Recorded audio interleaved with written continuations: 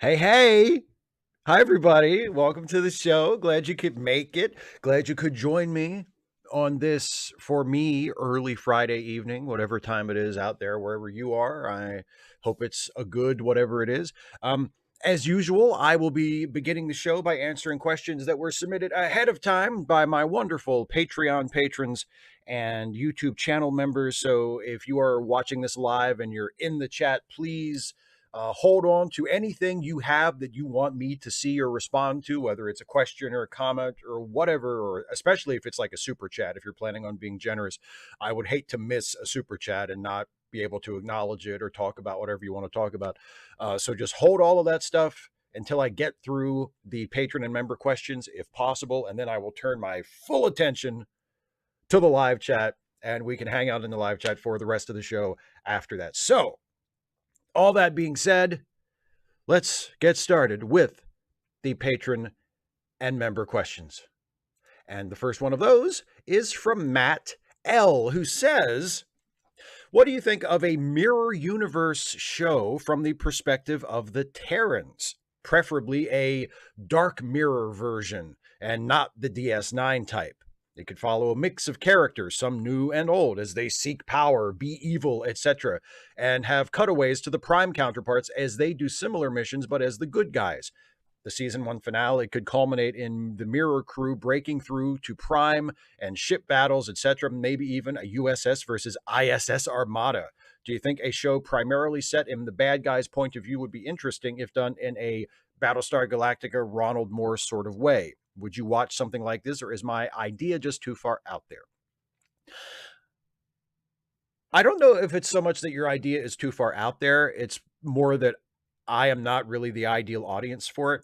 I will give my standard disclaimer to any idea that somebody pitches to me that I am not innately excited about, which is that if the show turned out to be good, then it wouldn't matter what I thought of the premise. I am not generally a big fan of mirror universe stuff. I did a video last month, I think, actually, about the mirror universe that where I think I made my feelings about the mirror universe pretty clear. Like I think it is a joke premise that is funny once and has just been beaten into the ground by being used over and over and over again in subsequent Star Trek shows over the years.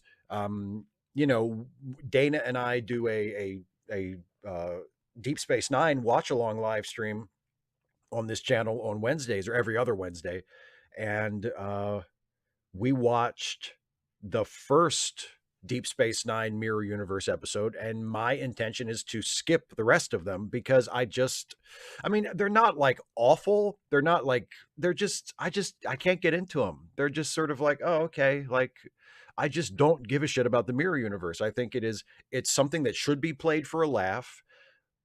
And like, I've seen the joke, like I get it. Yeah, it's the universe where everybody's evil. I don't care about the politics. I don't care about the plight of the Terrans rising up against the Alliance. I don't care about what happened to the Empire. Like, I don't have any natural interest in anything to do with it. I don't care. But having said that, if somebody made a show like the one you describe, and I watched the first episode, and I thought, actually, you know what, this is really intriguing. I like these characters. I'm invested in what happens to them. Like that could happen, you know. But just based on the premise, it's not something that I would be interested in. No, because like mirror universe stuff is, no, I'm just not into it. But if it turned out to be a good show, that would be fantastic. Michael Hadeline, hey Steve, I'm now completely caught up on the Ensign's log. I'm curious, if you don't mind telling me, how much of that is planned ahead of time and how much is improv. At any rate, the show has got some good laughs out of me. Speaking of laughs, have you seen the trailer for Picard Season 3?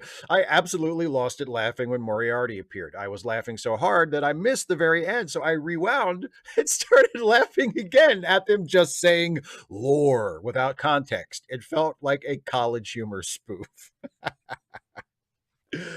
um, Jason has a general idea of where the show is going, big picture for each season, or at least for, a few episodes down the road. Like Jason has an idea in his head of where the show is going over the course of, multiple upcoming episodes, and usually has a rough end goal in mind for the end of the season. Although that can and has before, that can change as we do things in the show. And he shares, and he has an idea for what each episode needs to be in terms of like story progression and things that need to happen. And he shares those beats, those goals with Dana and I, when we are starting to record the show. He says, okay, in this show, here's what's going to happen. We're going to start out with these two characters and they're going to yada, yada, yada. And then so-and-so is going to come in, and then this is going to, but it's sort of laid out. It's interesting. Jason isn't really a wrestling fan, but we lay out our episodes a lot like wrestlers lay out wrestling matches, or at least like how they used to lay out wrestling matches, where it's sort of a general sort of blueprint with a lot of space in between that you can play in. And so that's how the episodes, and that's how the season long sort of story arcs are laid out. Just Jason saying, okay, here's what happens next, and here's what happens next. And other than that, it's totally improv. Like it's improv with a general sense of where we are going and where we need to end up in the episode, and a much more general sense of where we need to end up by the end of the season, or by the end of this number of episodes or whatever. So it's kind of improv with a particular, although sometimes very vague, goal in mind. And it's a lot of fun. And sometimes in the moment when we're recording, sometimes Jason will come up with an idea, and Dana or I will say something, or our characters will do something, and Jason will say, "Oh no, actually do this," and he'll give us a direction to do something else instead. And so sometimes those kinds of things happen in the moment during the performance. Jason will kind of get an idea and direct things a certain way, but it's almost entirely improv, and it's a ton of fun. I really, really enjoy it. And yes, of course, I've seen the trailer for Picard season 3. I tweeted about it after I watched it. It's the kind of thing where I've made peace with it. I've decided that I'm going to go in expecting it to be horrible, and just hoping for it to be horrible in an entertaining way. And if it turns out that it's actually good, well, so much the better. What a wonderful surprise. But just judging by that trailer, it looks like it's going to be absolutely awful. But hopefully awful in such an outrageous, absurd, over the top, I can't believe somebody gave them money to do this kind of way, that it will be entertaining. That is my expectation and my intention with Picard season 3 so far. So yeah. Joe C. Hi, Steve. Have you watched Beau of the Fifth Column on YouTube? Beau does not look like a typical progressive and can get away with it a little more. P.S. Don't let the angry people make you too angry. Well, thank you. I'll try not to. I've watched Beau a time or two. I think he follows me on Twitter. I think we follow each other on Twitter, but we haven't really talked much. We're not like, we don't really know each other. I've watched him on YouTube here and there. I admit I don't watch every single one of his videos, but I have watched a few, and I think he's terrific. I think he's really, really good. So yeah, I know Beau, and Beau knows YouTube. Yeah. And it's he's got a good beard going too. For reasons of vanity and narcissism, I tend to prefer beards that are, more closely trimmed and, kind of like mine or Commander Riker's. But Beau's got a nice beard. It's a little more allowed to grow a little bit more wild than mine, but it's good. It's good. He makes it work. The Duck Dynasty look. But as you said, he sort of uses that look to his advantage. People might see him and not know who he is and go, oh, it's one of the Duck Dynasty guys. I bet he's a conservative piece of fucking trash like me. And then they watch it and it turns out, oh no, he's, this really smart progressive dude. And then, they probably hate his guts because they were hoping for a Duck Dynasty dipshit. But, joke's on you, asshole. Anyway, David Colby, you failed. If last time's question posted you posted you in the role of number 6, then you were supposed to not answer the question as to why you retired. Come on, man. It's the premise of the show.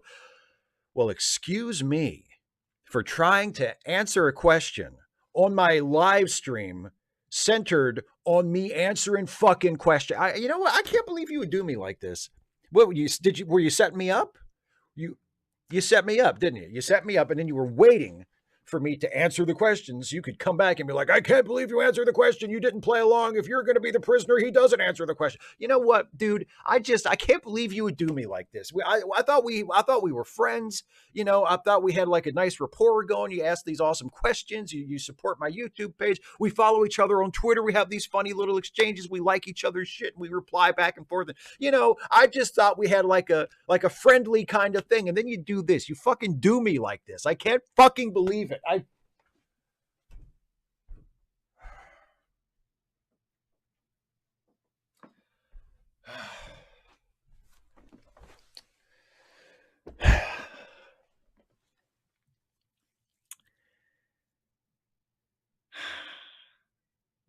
just hope it was worth it. I just hope it was worth it. I can't believe you do me like that. Shad Sterling.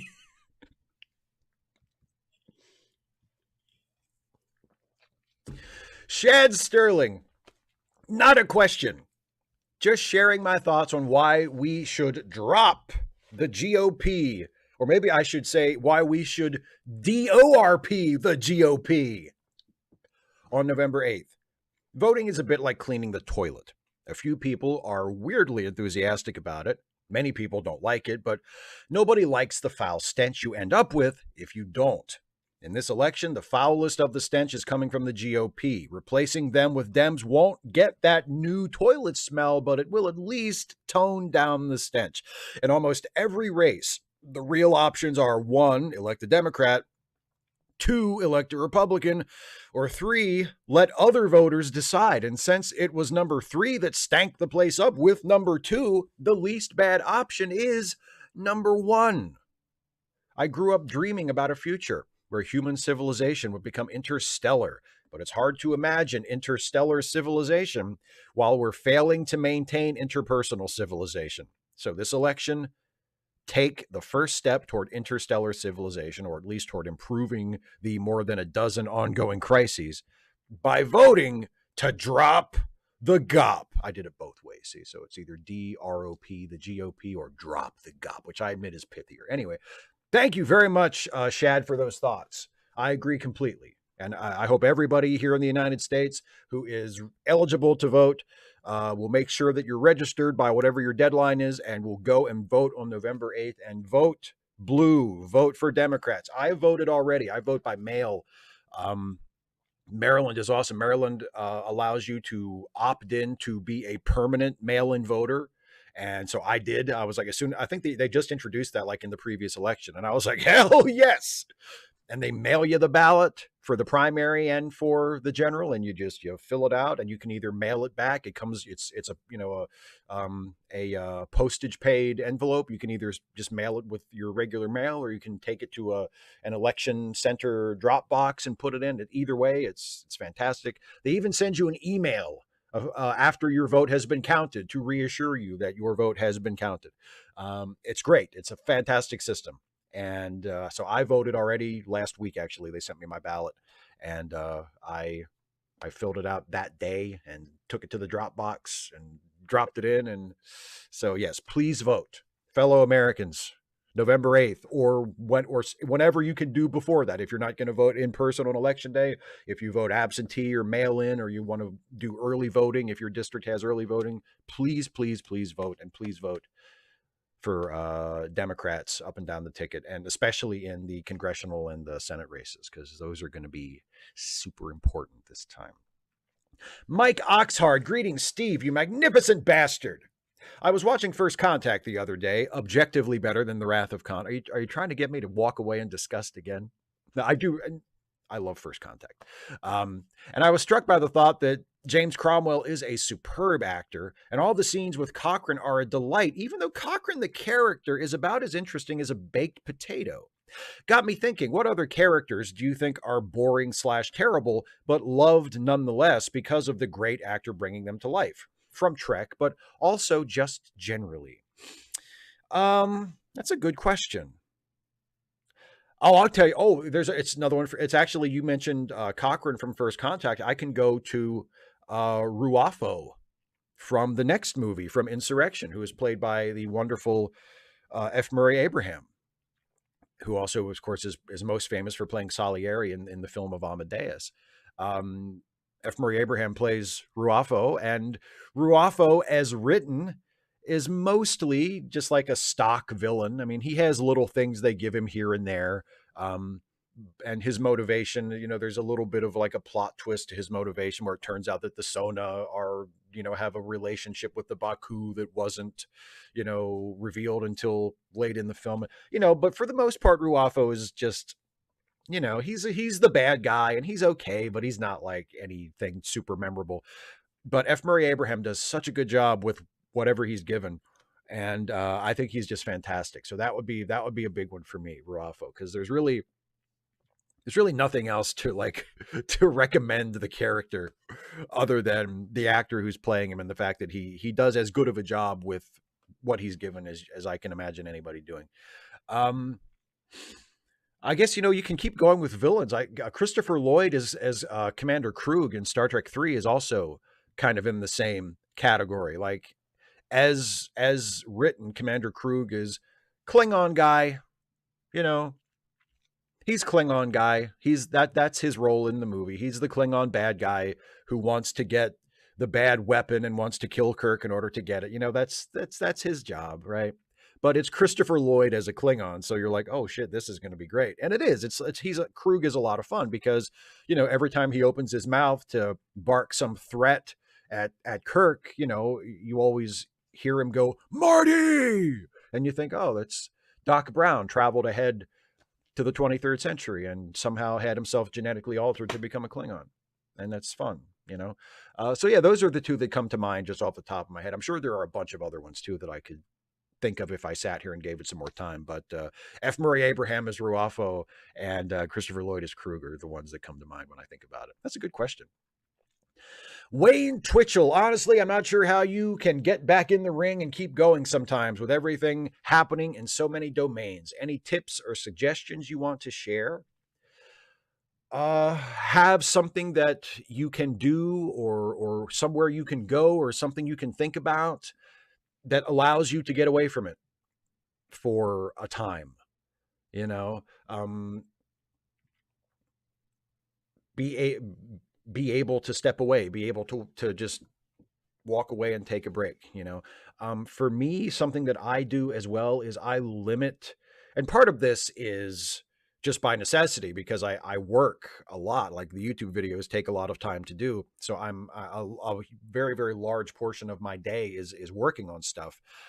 But even when I have more free time, I limit my intake of like news and current events.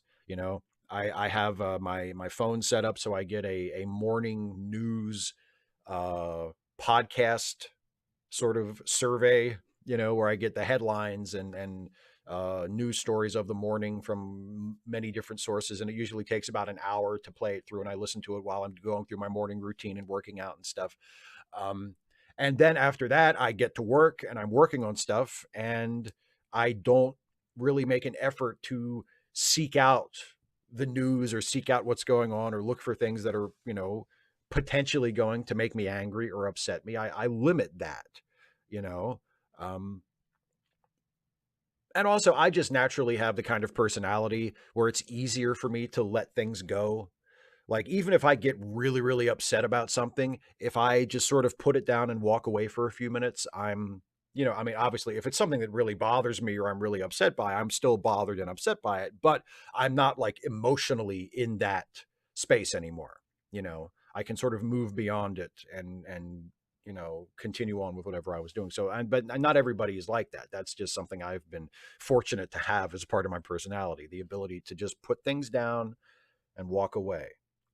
Um, so if you're able to do that, I would suggest doing that. But I would suggest like the things that are happening in the world that are discouraging or upsetting to you, I don't recommend shutting yourself off completely. I feel like it's very important to stay informed and to stay involved as much as you're able, and to not just, block out everything, but limit it.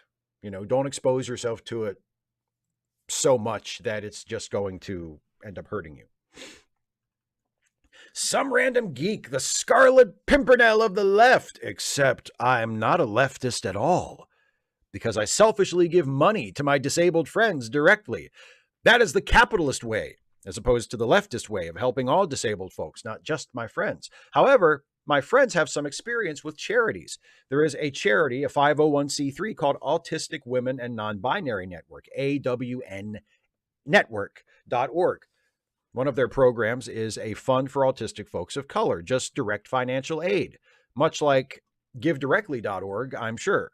If you qualify, you need to fill out forms, then you will get put in a queue. Then, if it is your turn, if you were high enough on the list, you will get money if there is enough money in the fund left.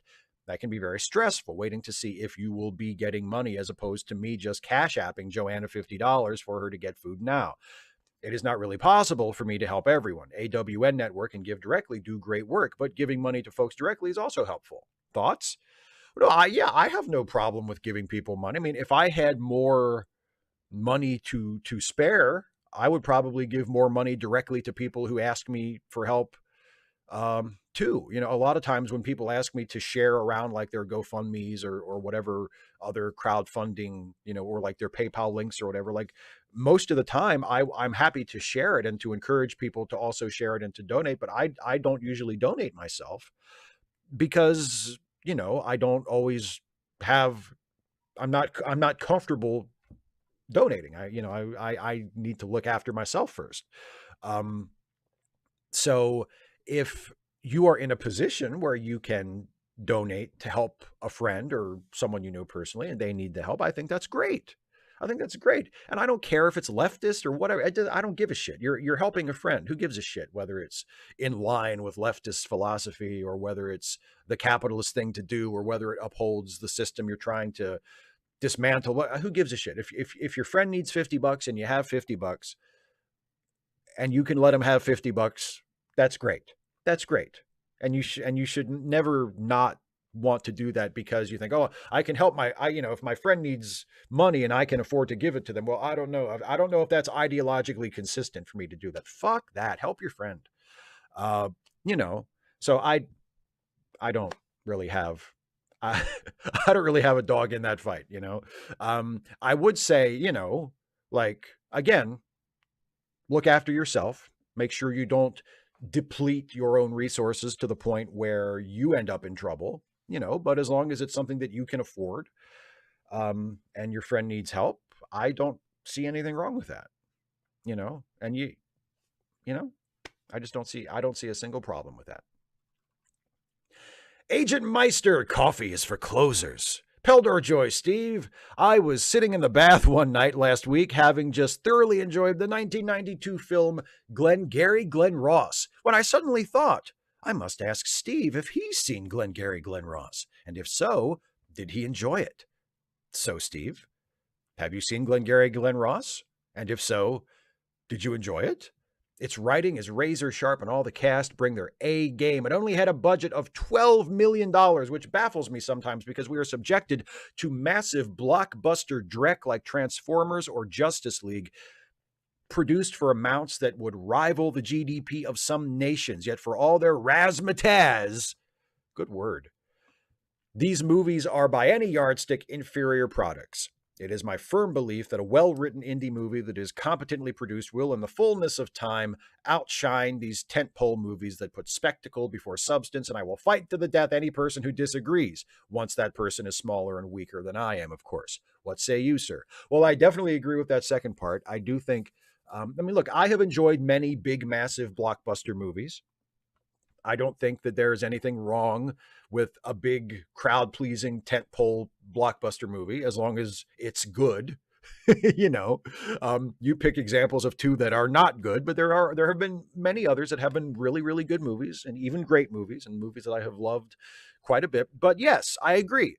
It doesn't matter what the movie's budget is. What matters is it well written? Is it well acted? Is it well made? Does it tell a story that you can get involved with? Does it have characters that you can be invested in or amused by or entertained by or something, you know?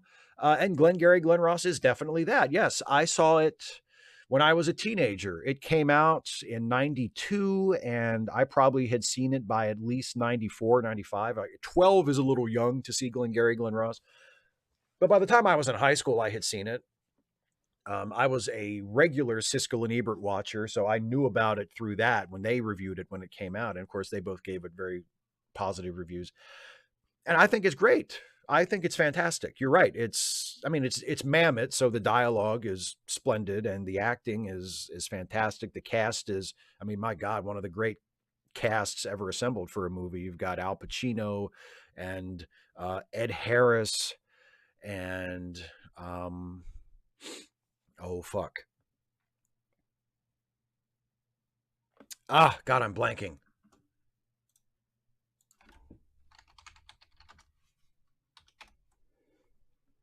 Jack Lemmon. God damn it. That was the one I was like, Jack Lemmon. He's only one of the greatest actors who ever lived. I blanked on his name. Jack Lemmon and Alan Arkin. And of course, Alec Baldwin, who delivered the line that you're quoting there in your name. Yeah, it's a great movie. It's a great movie. I don't know what else I can say about it. It's a great movie. It's the movie that Al Pacino should have won the Oscar for that year, because that was the year that Pacino was nominated in both the Best Supporting Actor and Best Actor categories at the Oscars. And of course, he won Best Actor for Scent of a Woman. Personally, I think he should have won Best Supporting Actor for Glengarry, and someone else should have won for Scent of a Woman. I can't remember off the top of my head who else was nominated that year, but and I mean, Scent of a Woman is great, but Scent of a Woman is cheese, right? Like Scent of a Woman is not exactly what I would call a good movie. It's a fun movie to watch and to kind of be pulled along by and laugh at. It's very entertaining, and Pacino does the Pacino thing where he's very big and he gives a big, loud performance. You know, hooah! I don't know if I'd call that like, it's definitely entertaining acting. It's good acting in a sense, but as Ricky in Glengarry, I mean, he also is very big and very broad, but it's more of a character, not as much of a cartoon, you know? So I would have rather, looking back, I would have rather Pacino won Best Supporting Actor for Glengarry and somebody else won for Best Actor. But anyway, yes, Glengarry Glen Ross is a great movie.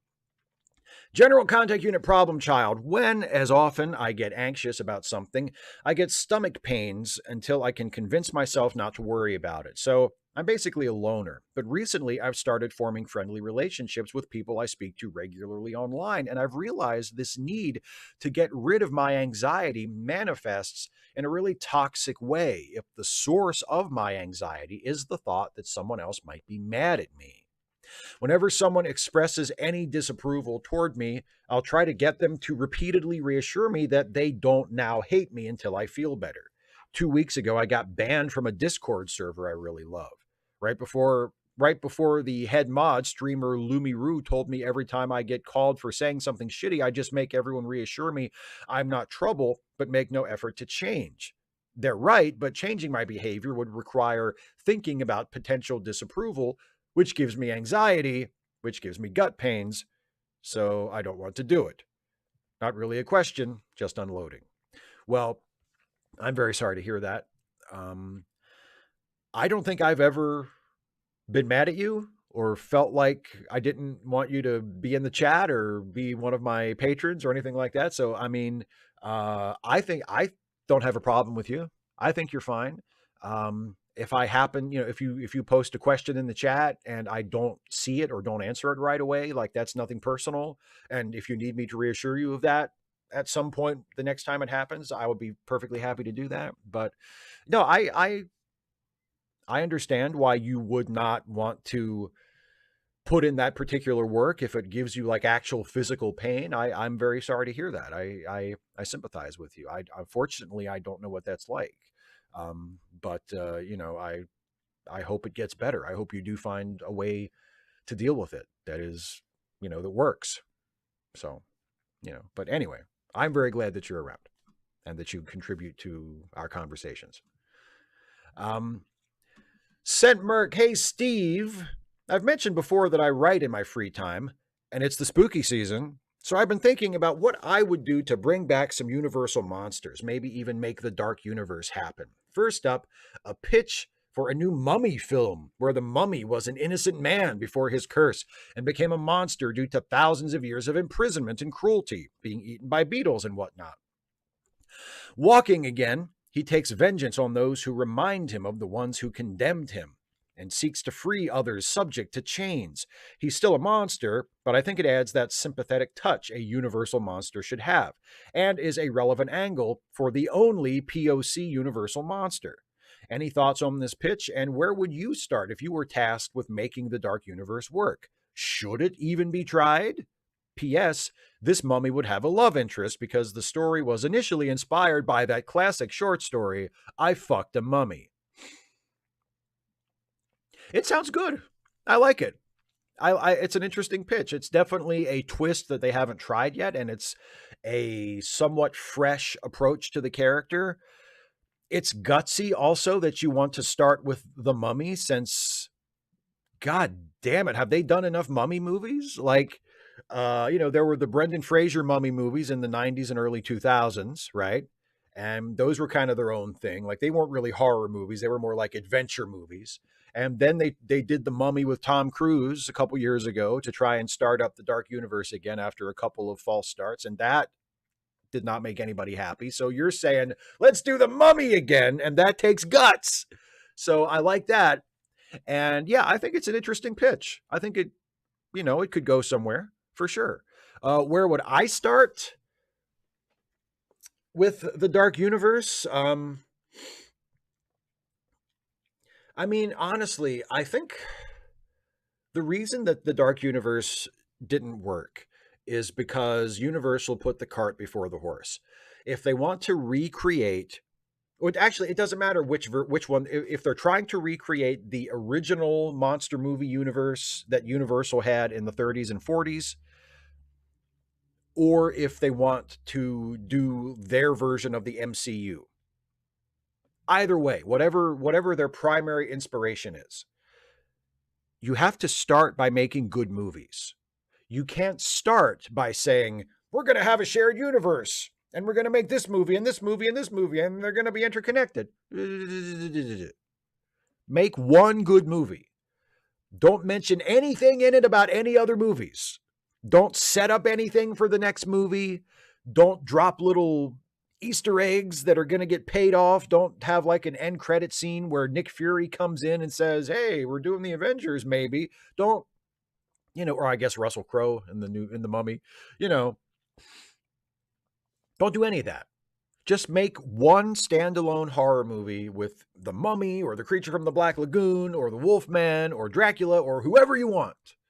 Just make one good movie. And if that goes well, then make another movie with another character and make that the best movie it can possibly be. And if you want to drop little indications in there throughout that, yes, this movie takes place in the same story world as that first movie, yeah, sure, fine. Drop little things in there. Don't make it a focus of the movie.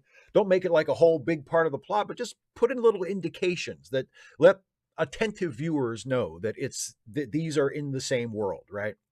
But it's still its own story, right? And then you do that again.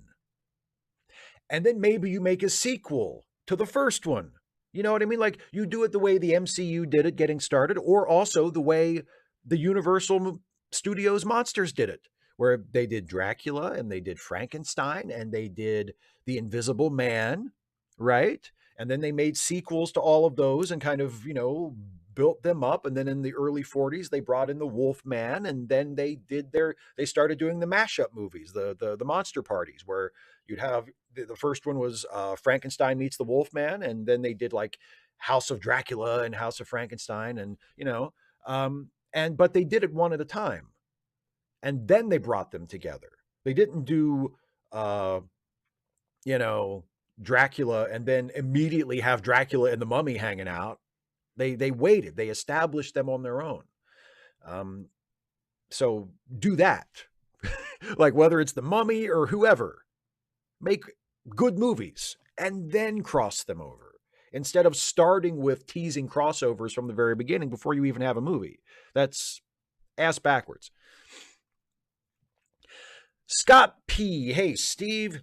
As Halloween draws closer, I've gotten into my annual habit of watching my favorite horror-themed episodes of MST3K. I'm planning on watching some with my friends who aren't as familiar with the show and was wondering if you had any ideas on good episodes to show to first-timers. A personal favorite of mine is Zombie Nightmare, in which a long-haired Canadian zombie seeks revenge on the group of thrash metal-loving teens that killed him. Adam West as the grizzled police captain makes it worth watching even without the riffing. The only episode that is off the table is Manos because nobody deserves to endure the torture of sitting through that.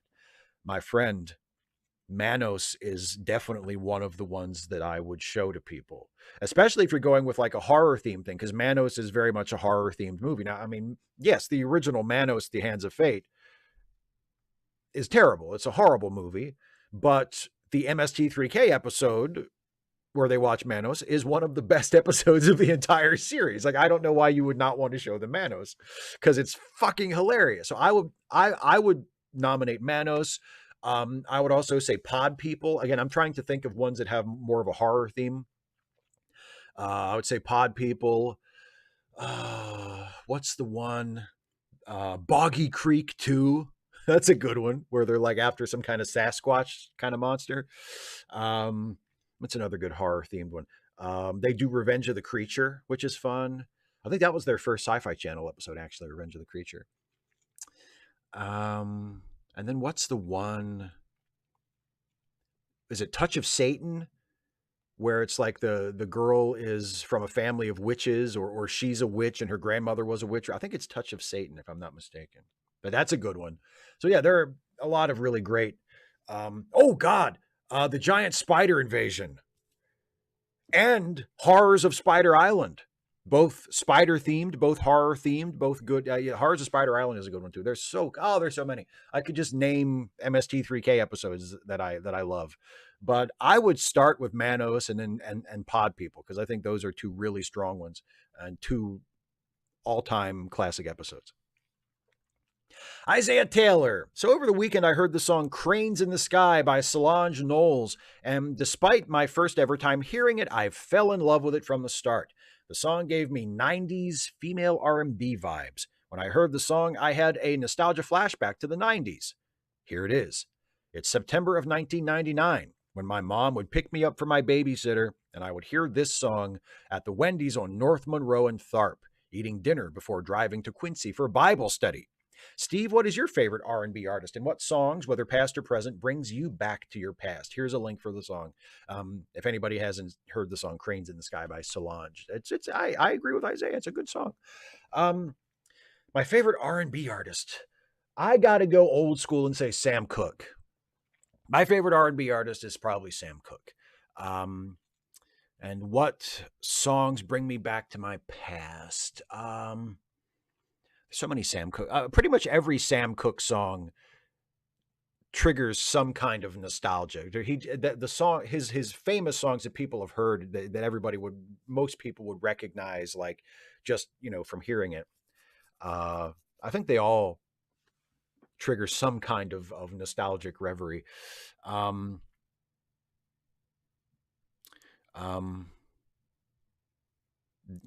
know much about history, right? Actually, don't know much about history. I don't think that's actually the title. Let me look it up. I'm forgetting things today.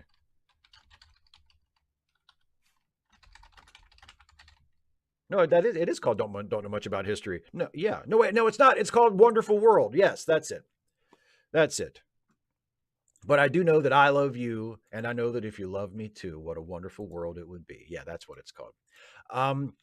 That's a good one. That reminds me of being a kid because in one of his TV specials from the 80s, David Copperfield did an illusion set to that song. And that was the first time I ever heard Sam Cooke, was hearing that song as like a soundtrack for a David Copperfield illusion when I was just like probably 6 or 7 years old.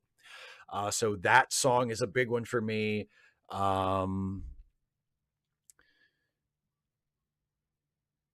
What's another one?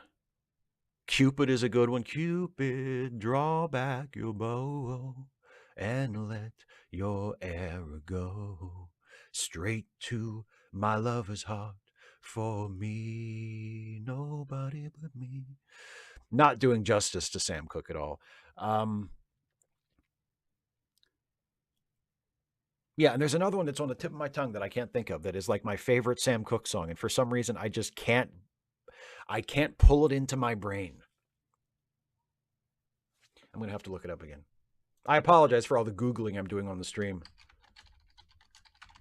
But You Send Me is good, yeah. I mean, obviously, A Change Is Gonna Come, which is one of the great civil rights songs ever. Change Is Gonna Come is great. Bring It On Home to Me, that's a good one.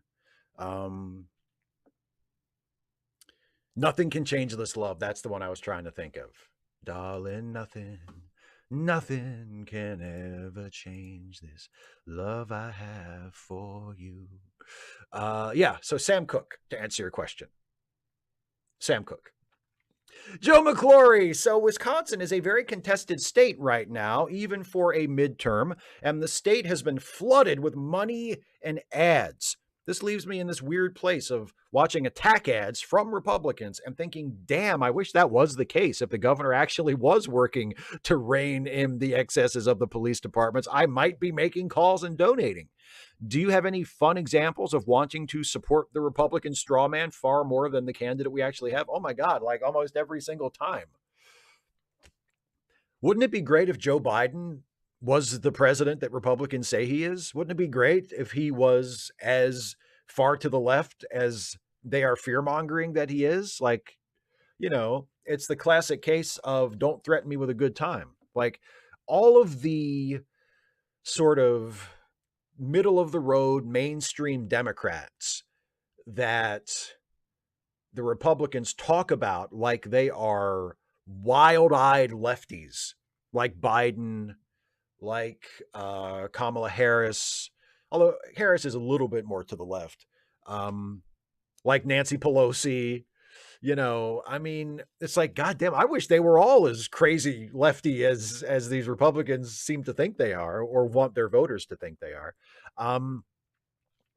The one thing you made me think of was back in 2000, I remember I went over to my best friend at the time's house, and his stepfather had a friend over, and they were sitting at the kitchen table, and they were talking about the election coming up, and that was Gore and Bush. And my friend's stepfather's friend said, "Well, you're voting for Bush, ain't you?" And his stepfather said, "I don't really know. I haven't really thought about it." And the friend says, "Well, you better vote for Bush because Gore's going to take the guns." And I thought, if only. Like, because he's totally not going to do that. But goddamn, I wish he would. And that was back in 2000. Imagine how much I wish some motherfucker would take the guns now.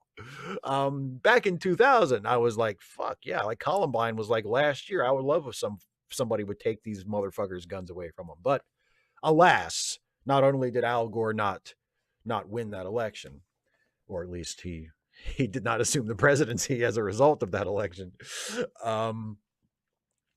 But he wouldn't have taken the guns even if he had won, because he was not the person that this Republican dipshit at my best friend's kitchen table had been taught to fear, unfortunately. Black Cover 95. I didn't have anything specific, so I'll just throw in some that were floating in my mind for a while. Where did you come up with Stuffy's voice? How would Stuffy react should someone, I'm thinking Steve, angrily grab him by the nose? What would he say? How big is Spot? I imagine him as relatively small for his species, not having a Napoleonic complex, but simply slight for such a powerful tyrant. Well, it's, I didn't put any thought into the Stuffy voice. The Stuffy voice was just the voice that came to mind when I was talking as Stuffy. Like it didn't. There wasn't like a long drawn out process of characterizing him. Actually, a lot of Stuffy's character just sort of came to me once I had the voice. And keep in mind, I've been doing Stuffy's voice, and Stuffy has been with me as like a character for much longer than when I started doing the Steve and Stuffy videos.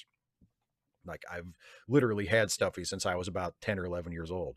And that's been his voice and that's been his personality like the whole time, that's just how I thought he should sound. And that's how I thought he would act and how his personality would be, that he'd be a very kind, loving, patient, concerned, person. And how would he react if someone angrily grabbed him by the nose? I mean, he would express pain. He would say that hurts. And he would ask kindly but firmly to not do that again. He would, please don't do that. That's painful. I don't like it. How big is Spot? Spot is, I mean, he's as big as the dogs that we see in that episode of Star Trek. Is it Charlie X? Or no, it's or is it The Enemy Within? Whatever, the early Star Trek episode where they have the dogs with the horns. That's Spot's species, and Spot is the size of one of those. So like a small-ish dog, like a dog that's, small enough to pick up and carry around. Like that's how big Spot is. I don't think that Spot is small for his species. At least I've never gotten that impression, and Jason and I have never talked about that. I think he's probably about typical, about average size for his species. But I mean, he's small compared to like a human. Siamak, who is so late, he's not sure this will make it. Oh, come on. Come on. I checked the doc right up until 6. Of course, you put you posted this question like hours ago. You're not in any danger of not making it. I mean, I literally checked the doc with questions until 6 p.m. and then I close it and start the show. So anyway, greetings, Steve. It has been a busy week at Shea Siamak. Given my lateness, I will just ask, how much would you have paid to see Pelosi actually punch out Lord Dampnut? Personally, I'm checking my savings. I wouldn't pay that much for it. I would, but I'd throw $50 at it. I don't think I would be contemplating emptying the savings, but I'd probably throw $50 at it. I would pay for it like I would a wrestling pay-per-view. In fact, AEW had a wrestling pay-per-view last month that I didn't order. So I could, like that show didn't interest me. I was like, yeah, I'm not ordering this pay-per-view. I'm not paying $50 to see this show. It doesn't interest me. So I could take that 50 and I could throw that at the Pelosi Trump fight. So I'd be willing to pay something for it. I'd buy it like a pay-per-view. I'd buy it like a fight. Russell, hey, Steve. Well, here it is, my friend. The last of the Smits era. Talking about NYPD Blue here, by the way, in case people get confused. The last of the Smits era. Major spoilers for the room in case you didn't want to hear this. Okay, where to begin? This 5-parter, as you described, is amazing but gut-wrenching. Tom Gum begins with the last of Simone's investigations as he deals with a homicide and helping the dentist with his daughter and junkie boyfriend, and made me realize how much I do miss Smits on the show. The rest of the 5-parter deals with his declining health. There's one scene in Brother's Keeper where Andy is hesitant to save a suspect from committing suicide because Bobby needs help. Awesome scene. Anyways, what is your memories and favorite moments from that arc? And what was your mindset after you watched the conclusion? Finally, I am jumping ahead here, but what did you think of Simone's return in That Vision thing? Can't wait for the response. Also, if you ever do an NYPD Blue series, I would love to give you some insight on that project. Take care for now. Oh boy, moments from Bobby Simone's farewell episodes. I like the ones that you've mentioned. I like the Andy being reluctant at first to help the suspect who is hanging himself because Bobby needs a heart transplant, and Andy is thinking like, well, if this guy dies, maybe Bobby could have his heart, you know. I thought that was great. I loved the scene, and I think it's Bobby's last episode, when Andy is talking to Sylvia, and Andy's very upset, and he's crying, but you know, he's Andy, so he's trying to, you know, be sort of stoic about it and sort of trying to hold back the tears, but not doing a good job. And he's there with Sylvia, his wife, and Andy says, I never thought I'd make another friend, and now he's going to die. And if that doesn't rip your heart out of your chest, I don't know what does. Like, that is just, God damn it, what a great scene. I like the scene between Bobby and the doctor, where Bobby, in Bobby's mind, because this is near the end and he's delirious and he's in and out of consciousness, and he says something to the doctor about, are we good to go on the sign? And in Bobby's mind, what has happened is he has talked it over with the doctor, and they've agreed that when Bobby is ready to stop fighting and just let go and just allow himself to die, right? Just, you know, sort of accept the inevitable and allow what happens to happen. He'll give the doctor a sign. He'll go like this with his hand, and that's the sign to the doctor that this is it. You know, I'm ready to go. But Bobby didn't actually say that to the doctor. So the doctor doesn't know what's going on. The doctor's like, what are you talking about, Bobby? And Bobby gets angry at him. And he's like, don't you screw me, doc. And he's like, he's hours from dying. And he's like bedridden and weak and in and out of consciousness. But he's like, he has this final sort of summons of intensity, you know, in a very weakened state, but still like, don't you do this to me, doc. And the doctor explains, like, we never talked about this. And Bobby immediately calms down and is sorry. And he's like, oh, did I dream that? And then they talk about it. And he says, you know, the doc says, okay, what's the sign? And Bobby goes like that. That's good. The last scene where Diane has the ring on and Bobby's eyes have closed, and it's dissolving to white, and you just hear Diane's voice saying, Bobby, look at me. Bobby, look at me. I mean, what was my mindset after I watched it? I was devastated. It's wrenching. I've watched it when I watched it the first time, when it was on TV the first time in what, 97, 98? It killed me. It was devastating. And every time I've watched it since, it's been the same way.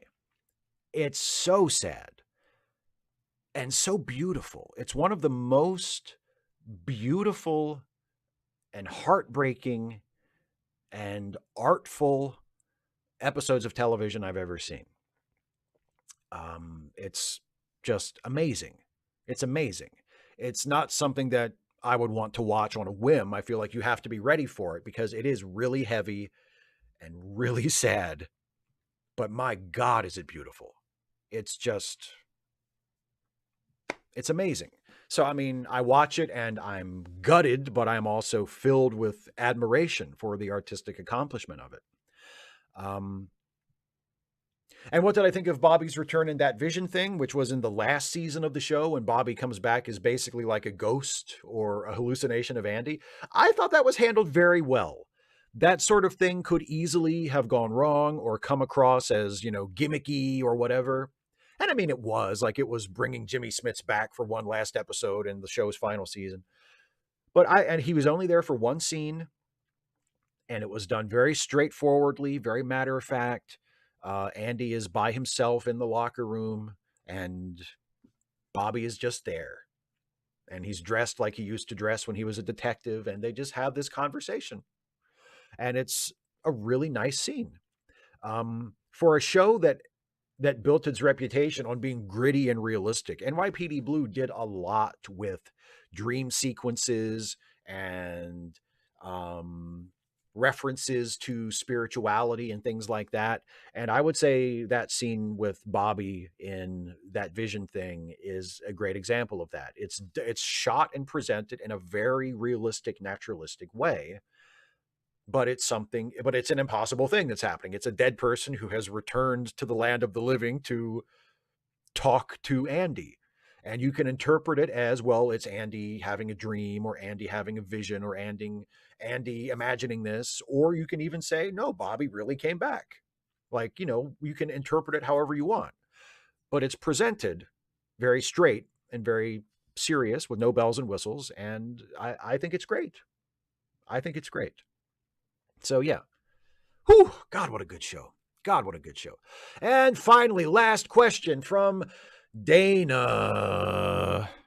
That's Dana, but draw out the last letter into an Hope I did okay, Dana. Hey, Steve, I feel pretty much like crap today. So much so that I'm getting my question in just under the wire, probably later than CMAC at this point. Fortunately, I have some OTC meds that are helping. When was the last time you were really sick, and what did you do to take care of yourself? Speaking of self-care, the first season of She-Hulk has just ended its run. How's that for a smooth segue, huh? Not very, I guess, but I blame the meds. Or perhaps the snot clogging my brain. Anyway, the series has been packed with references to creators, characters, and previous works, but you don't seem to have the distaste for the use of that trope in this series as much as you do with a certain other series that shall, well, no, let's just go ahead and admit it, because we all know I'm talking about Lower Decks. So what's the difference in the way illusion is handled in She-Hulk and in Lower Decks? Why does it work for you in one case and not the other? Well, okay, for your first question, I can't remember the last time I was like sick, like I had a cold or the flu or something. It's been a really, really long time. But as you, I think, probably remember from back in the day when we actually used to see each other in person, I have nasal allergies. And for most of my life, those allergies would occasionally get so bad that I was basically just miserable for the whole day. And if I was able to just lay in bed all day or sit on the couch and watch TV and just, take Benadryl and just be in a coma or a haze for the whole day, like that's what I would do. Because if I had to like go to school or go to work or something, depending on what phase of my life I was in, like it was just miserable. It was misery piled upon misery. And then about probably 5, 6, 7 years ago, something like that, relatively recently in terms of my entire life, I had a really bad allergy day and I decided to hell with this. I'm not going to live like this anymore. And I went to the store and I got some Flonase and I got some Claritin. And ever since then, I have taken a dose of Flonase every morning and a Claritin every night before bed. And I can count the number of bad allergy days I have had since then on one hand. It still happens very, very rarely, but it is no longer a thing that affects my quality of life. So that's what I did the last time I got really sick. I went and got some medicine for it that I probably should have been taking. I mean, I would take Benadryl, and Benadryl makes you feel better, but it also knocks you out. But by that point, Flonase was over the counter. And of course, Claritin had been over the counter since I was a kid. And the combination of Flonase in the morning and Claritin at night allows me to keep the allergies under control. And that has worked wonders for me. As for why does the like meta humor stuff in She-Hulk work for me, and the similar kinds of things in Lower Decks usually don't work for me? I wrote about it on Twitter after I watched the She-Hulk finale. And I think one of the big things is, because She-Hulk was referential and had little, sort of allusions and reference jokes all throughout the series. But in the last episode, I mean, there was the recreation of the Bill Bixby opening credits with Jen instead of David Banner, and there was of course the sequence near the end where She-Hulk literally jumps out of her own show and goes to the writers' room and talks to the writers of She-Hulk about the decisions they've made, and then goes and talks to Kevin, the robot who runs the whole show. Like, it's the difference between that and the kind of meta humor that Lower Decks usually does. And I say usually because sometimes Lower Decks does a good job. But they actually wrote funny jokes in She-Hulk. Like, they didn't just say, you know, oh, She-Hulk is talking to her own writers, and She-Hulk is talking to, you know, the robot that is in charge of the MCU, and you know what I mean, and being all meta, you know, like, they actually wrote jokes. They actually had the characters say and do things that are funny, in addition to creating this wacky, like, meta-textual, meta-narrative kind of premise for them to do it in. The problem with the references and the allusions in Lower Decks is usually they aren't writing jokes. They're just making references as though the references themselves are innately funny, and they're not. You know, that's the big problem with Lower Decks' style of humor, is that they're not writing jokes. They're just referring to things that happened or recreating things that happened in other shows without making fun of them or commenting on them or putting a twist on them. Or it's just, here's a thing that happened in Star Trek VI, and now it's happening again, only it's happening to our characters, or our characters know about it because they're not really people. They're Star Trek fans that have been, you know, inserted into a Star Trek show. Like, that's how they talk. They talk about the adventures of other Starfleet crews, like Star Trek fans talk about episodes of Star Trek, because that's what they are, you know. And then the show also expects me to actually be invested in them as people and give a shit about their fucking lives and character arcs, when it also tells me repeatedly that they're not real people. They're just Star Trek fans who watched a lot of Star Trek, and they just make Star Trek references to everything. You know, it kind of undercuts itself. It's like, do you want to be an Easter egg delivery system, or do you want me to care about the characters in your show? Because you're trying to do both, and it's not working for me. Neither one is working for me. But no, the thing about the difference in She-Hulk is that it writes jokes, that the writers write jokes, and the jokes are funny. And Lower Decks, for the most part, doesn't do that. Again, I'm not saying that every episode of Lower Decks has been terrible. I've enjoyed a lot of Lower Decks episodes, but its style of humor is reference instead of joke, not joke based on reference. And that's a big difference to me, and that's a very important difference. So that's what I would say why one works for me and the other doesn't.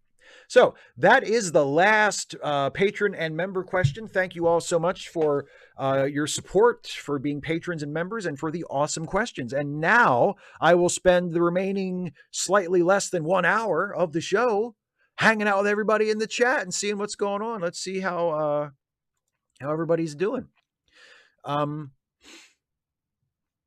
Michael Hanneline, you heard it first from Steve. Star Trek fans aren't real people. No, they're real people. They're supposed to be characters in a Star Trek show, but they're not characters in a Star Trek show. They're Star Trek fans who have been inserted into a Star Trek show.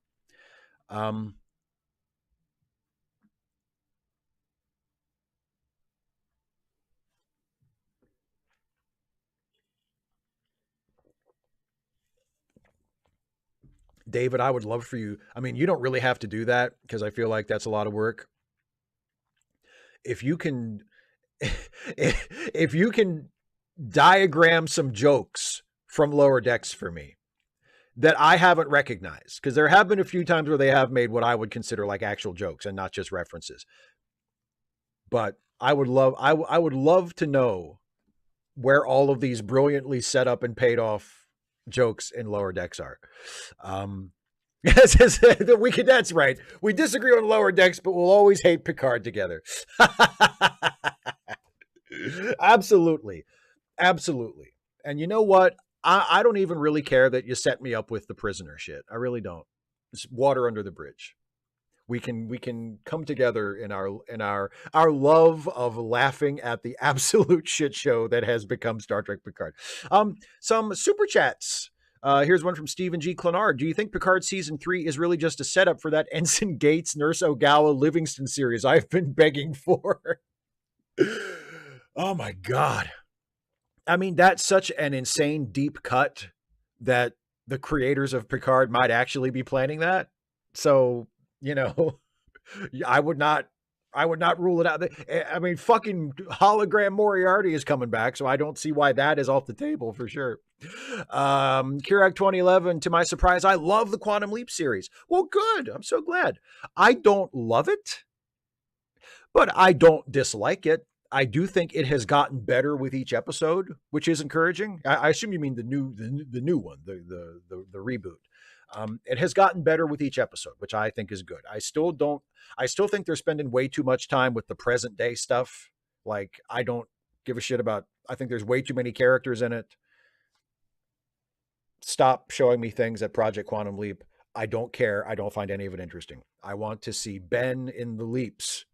I want to see, and I feel like they're still maybe trying to strike a balance with that. And like I said, it's gotten better with each episode. So that's good. I have enjoyed it. Sinister Intelligence with a super chat. Thank you very much.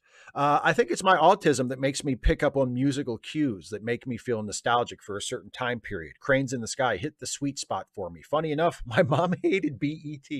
Wow. Well, I mean, not everybody has to like BET, I would imagine there are a lot of black folks who are not fans of BET for one reason or another, just like there's lots of white folks who are not fans of whatever the white version of it is. What would be the white equivalent of BET? Like the CW?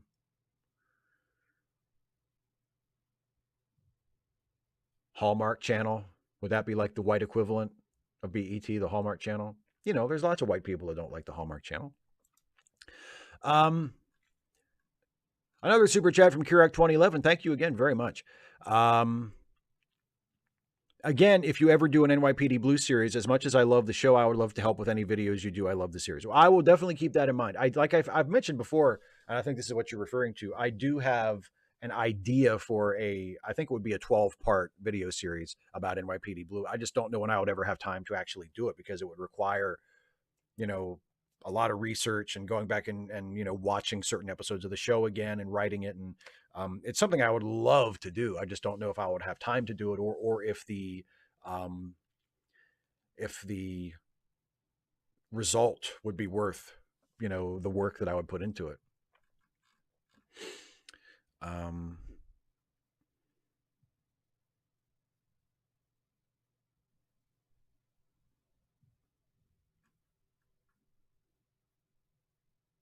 255 AD says Beau was involved in trafficking about 15 years.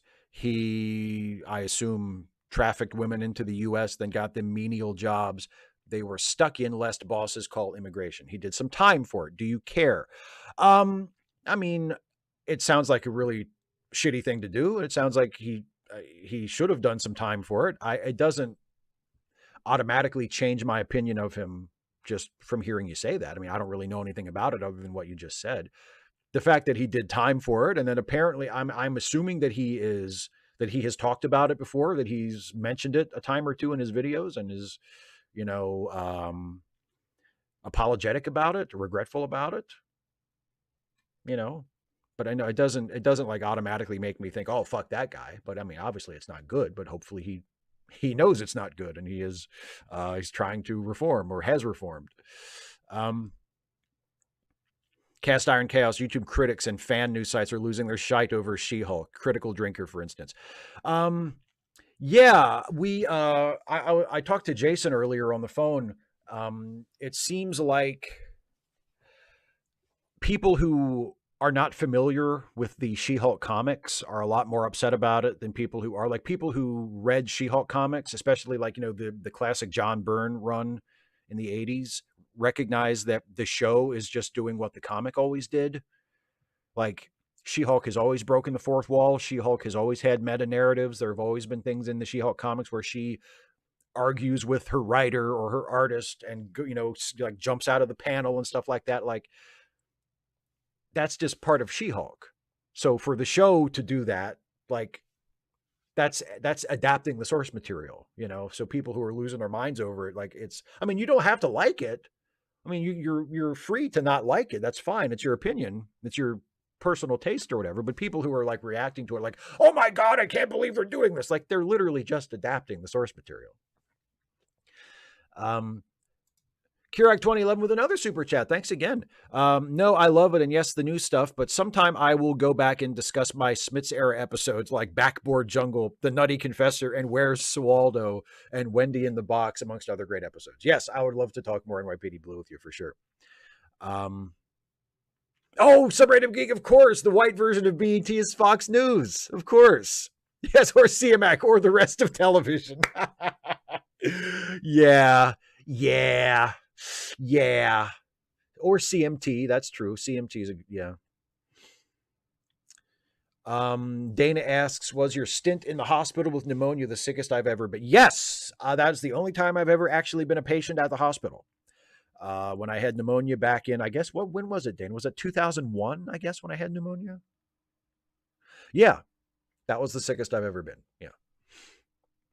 Some random geek says, my coworker asked, is Joe Biden a communist? Well, because he was with Obama, and Obama is for the people, right? Steve, where do I, an actual communist, begin with those questions? I would say, you know what? I can't talk right now. I have something else to do. And then just don't talk to that coworker again.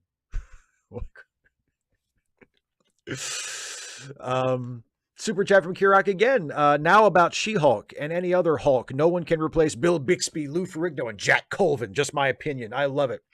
I wouldn't. I mean, they're like, I wouldn't go so far as to say like Bill Bixby is the only acceptable Hulk. I think Mark Ruffalo has done a very good job as Bruce Banner and the Hulk, and I thought Eric Bana was great in Ang Lee's Hulk movie. But no, I love Bill Bixby. Bill Bixby is always going to be my favorite. In that case, David Banner. And Lou Ferrigno as the Hulk is classic. Like, no, it's one of my favorite shows. I didn't have a chance to do it today, but maybe this weekend, if I have time, I can watch some episodes of the Bill Bixby, Lou Ferrigno Hulk series, because I mean, oh God, watching the opening credits of She-Hulk this week, I mean, it was like, oh God, I want to watch the show. I want to watch the classic Hulk. I haven't had a chance to yet, but I would like to. Really, really got me in the mood.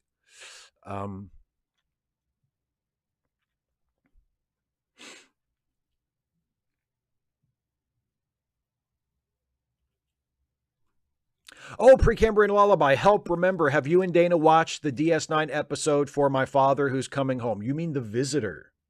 No, we have not watched that one yet, but we're getting close in probably another couple of months because we only watch Deep Space Nine every other week. In another couple of months, we will get to that point where we watch The Visitor, because The Visitor is the way it'll be. Technically, it's the second episode of season 4, but for our purposes, it'll be the third episode, because we're going to watch The Way of the Warrior in 2 parts, because it's a double episode. So it'll be the third watch along in season 4 that we do. I'm really looking forward to that one, and I have told Dana many times that The Visitor is my favorite, not just my favorite Deep Space Nine episode, but my favorite episode of Star Trek, period. And we're getting so close to watching it. I can't wait.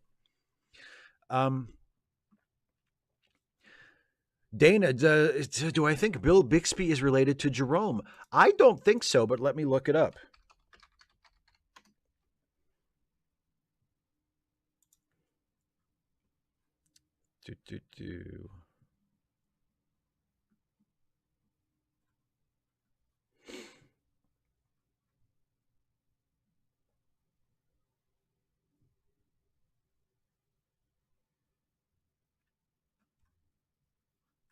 It doesn't look like they are related.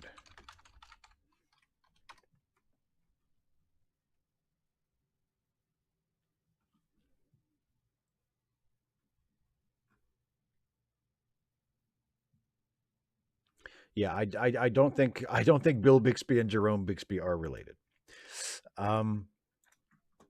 Would have been cool though, huh? Cast Iron Chaos with a super chat says, remember your Universal Monster movie review series? You never did one on Bride of Frankenstein. Well, no, I was going to do more and I never got around to doing more. I was saving Bride of Frankenstein for the next time I went back and did it, but I just never had time to do it. Yannick Muller right below that says, hi, Steve, what's your opinion of the original Hellraiser? It's okay. Which was also my opinion of the new one. I watched the new one on Hulu last week. And again, it's like, it's okay. It certainly wasn't bad, but, didn't like reach out and grab a hold of me and be like, oh my God, what a great movie. It was fine.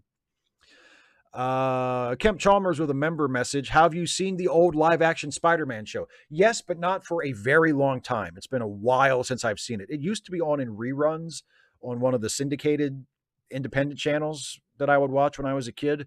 So I've seen some of it. I haven't seen a lot of it, but I used to watch it whenever it was on and I could catch it when I was a kid. So I have seen it. Yeah. John Burns with a super chat. Who did more for global communism than Stalin? Well, I mean, I guess Mao, since the country that he led to communism is still communist.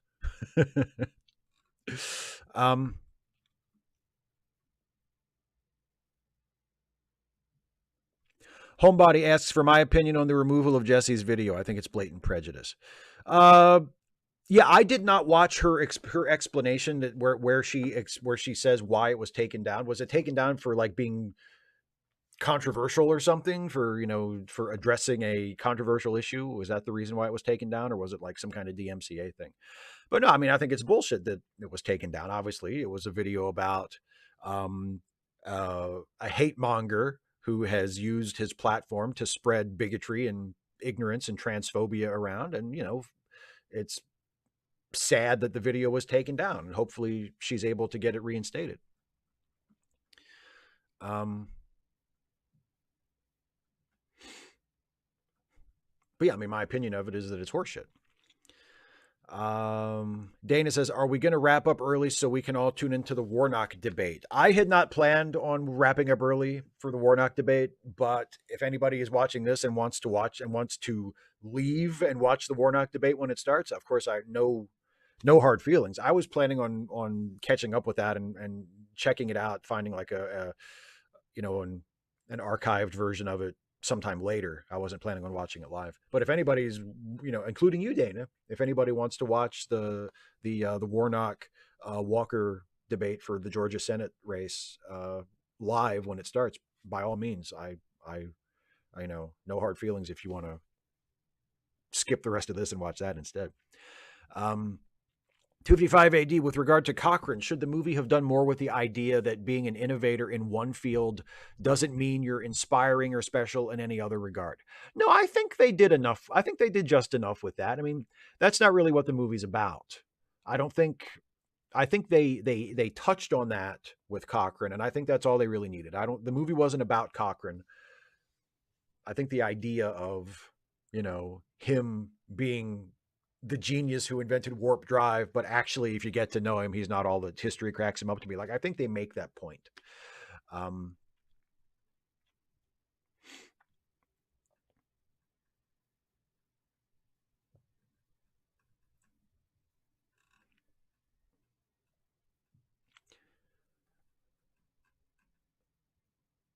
Kirak 2011 with another super chat says, like NYPD Blue, any thoughts on the Incredible Hulk or any videos you might do to shows I admire and love? Text me on Twitter. I would love to help. Love it.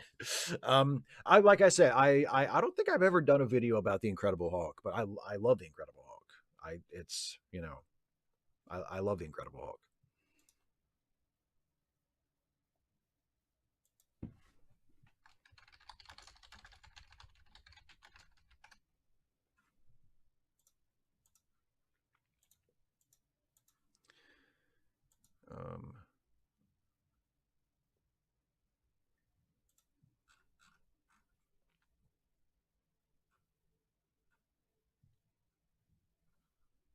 Opinions no one cares about says, we know how you feel about Lower Decks, but what did you think about a mathematically perfect redemption and Peanut Hamper's apparent babyface and heel turn in one episode? I thought that was the best episode of Lower Decks probably since the first season. I thought that was for Lower Decks, that was a very good episode. Um, very, very little in the way of obnoxious Easter eggs and, just, reference instead of joke. Didn't really make me laugh, which is kind of par for the course for Lower Decks. They just aren't, it just doesn't make me laugh.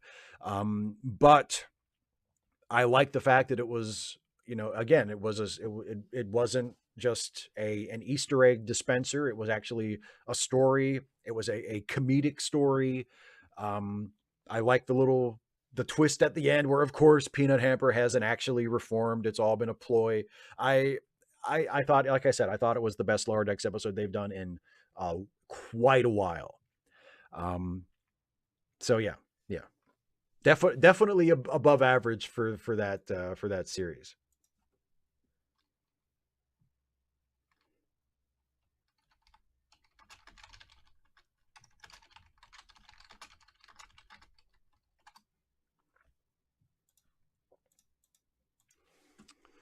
Super chat from Nick Jeffrey. Hey, Steve, hope you've been okay. I recently managed to catch COVID first time at a board game evening. Luckily, not too bad. Thanks to the vaccine. Awesome. I'm not glad. I mean, not awesome that you caught COVID, but awesome that you got the vaccine and it wasn't too bad. I hope you're doing okay. Um, yeah.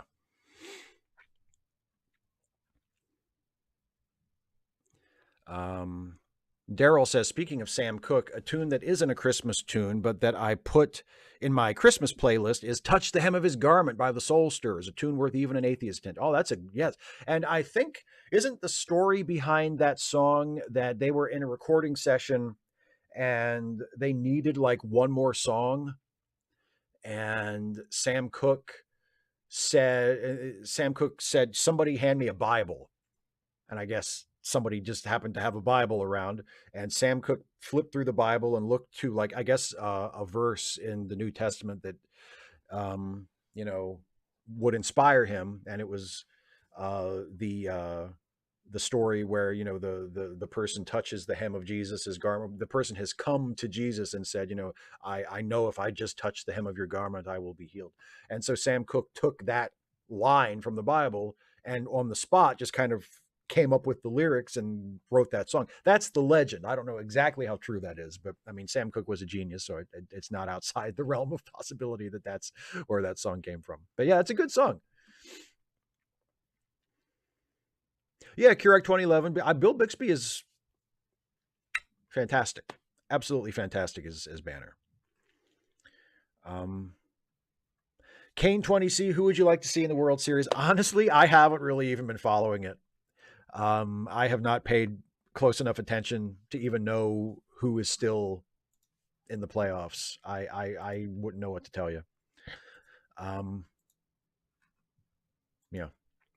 I wish I had a better answer, but I have not been paying attention for the last few weeks. 255 AD says, Geek's question from earlier. Do you think it's fair to say you're too ideology brained if you're thinking about giving your friends money is consistent with your ideology? Yes. I think that might be an opportunity to take a step back and realize that while your political ideology is important, and living in a way that is consistent with that ideology is also important, if it's gotten to the point where you are viewing literally every single thing through that lens, even to the point where you're questioning whether or not you should be helping your friends based on how consistent it is with your ideology, I think that might be an opportunity for you to step back and go, okay, maybe I need to, throttle back on this a little. Some random geek says, have you heard of milk toast before? I mean, I've heard the expression of, that someone is milk toast, like someone is a dilettante, like that kind of thing. Someone is very mild and very ineffectual, but I assume that there's a thing that is called milk toast that like you can eat, I guess. I don't know, but I confess to not being familiar with it. Another super chat from Kirak 2011. Now you mention you wouldn't want Sipowicz to be a real cop. I recently watched an arc where he saves a guy who did 20 years for a crime he didn't commit named Peeler. Do you know of this episode? Um, Not off the top of my head. I can't remember it right this second. But I mean, it sounds. It was an NYPD Blue episode, so there's a good chance it was a good episode. But I don't remember it off the top of my head. Um,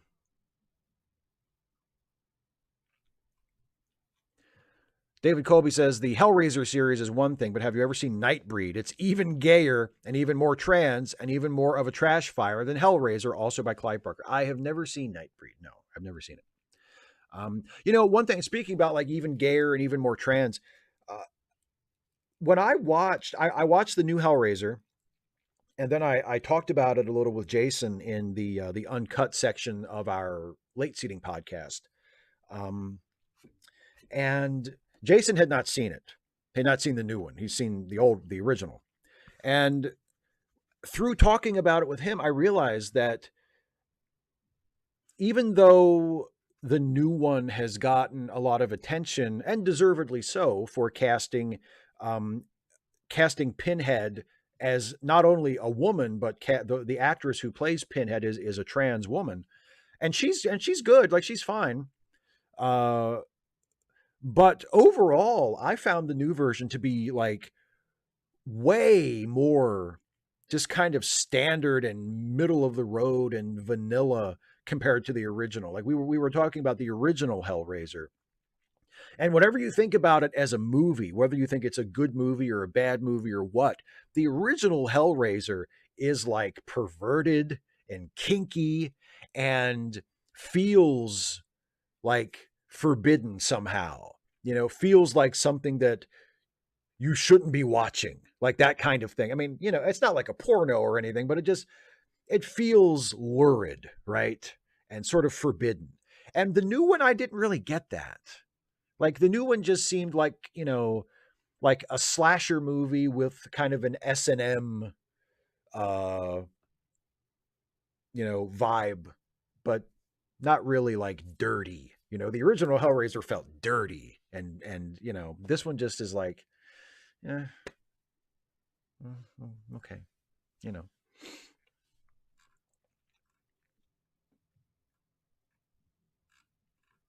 Yes, Vedic, yes, that's right. Andrew Robinson is in the original Hellraiser. Yes, Garrick makes everything edgier. Absolutely. Um,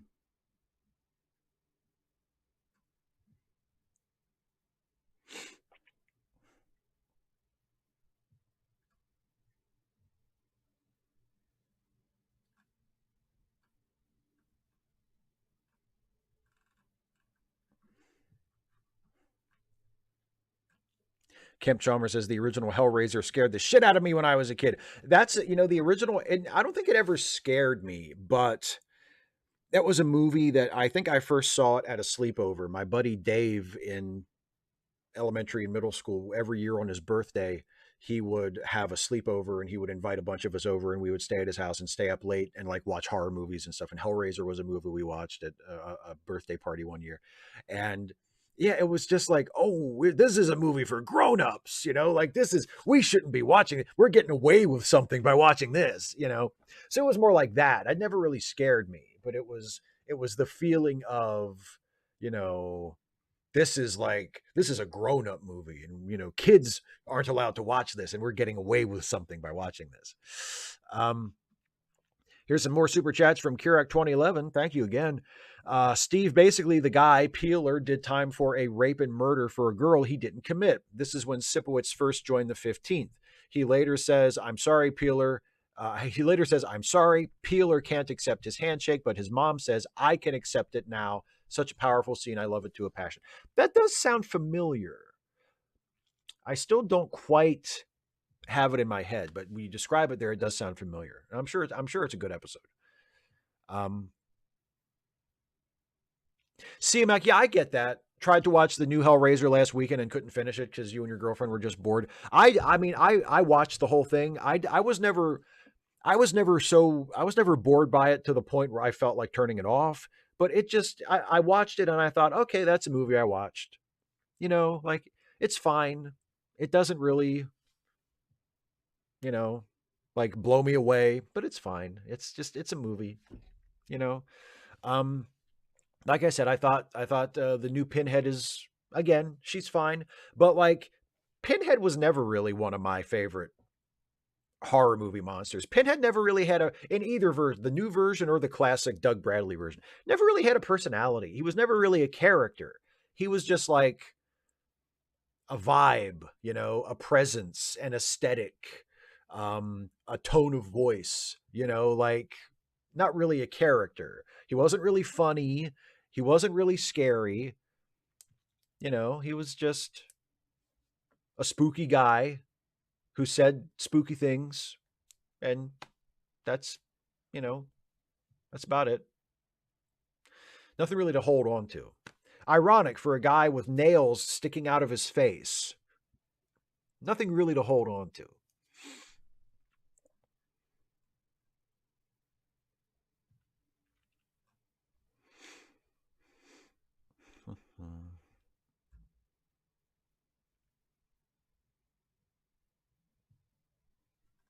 Kane 20C, favorite horror director.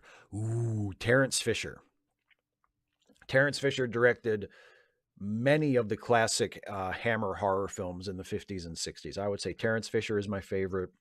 After that, probably James Whale, who did Bride of Frankenstein and Invisible Man. Yeah, yeah, Terrence Fisher and then James Whale, and then after that, maybe Tobe Hooper, Craven too. I mean, Wes Craven was obviously was very influential and very good, but John Carpenter, a lot of great, lot of great. No, Kirok, I don't hate Doug Bradley. I mean, Doug Bradley's a fine actor. I just think Pinhead was, you know, kind of a flat character.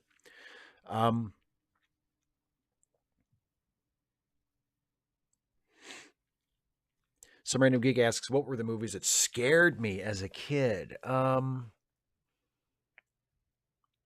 can't really think of a movie that scared me, but I'll tell you, since it's actually this is kind of a fun story. Um,